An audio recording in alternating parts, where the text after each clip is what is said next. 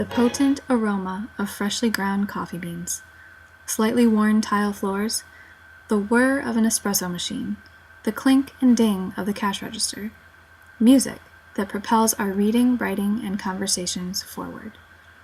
Am I obsessed with coffee shops? I contemplated this question while sitting in one the other day.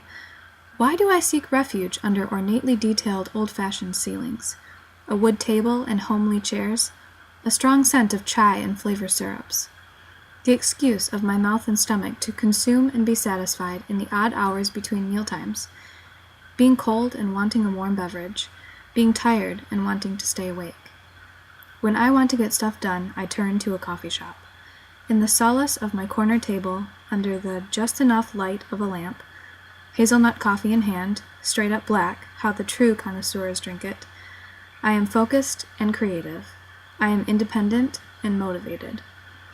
I believe in the power of coffee, the idea and the caffeine, the warmth of the culture it represents and of the mug that holds it, the shops, houses, and cafes built around it and the life emanating from them.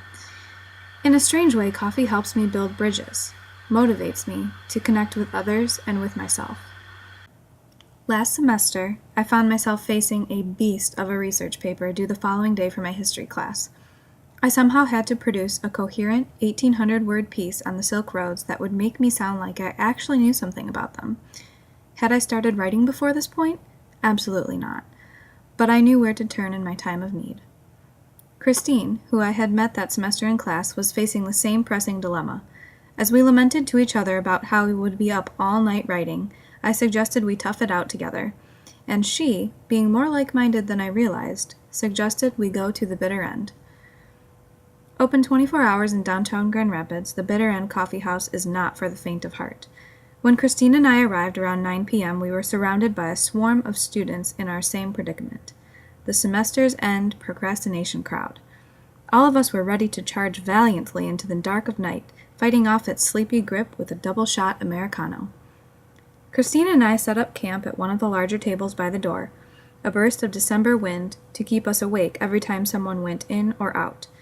We sat down and began typing, the glow of our laptops illuminating our anxious faces. Could we work a miracle and finish by the morning?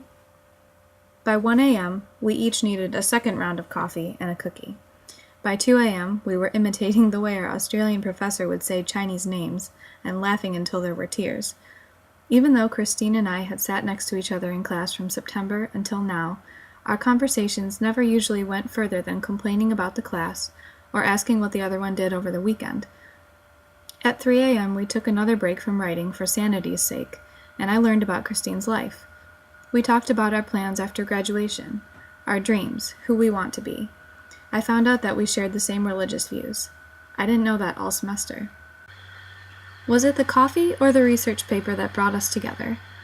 I can't quite say for sure, but I know that by the time we straggled out to the car around 4 a.m., the coffee certainly hadn't hindered us from talking freely and honestly, and it certainly hadn't hindered us from becoming friends.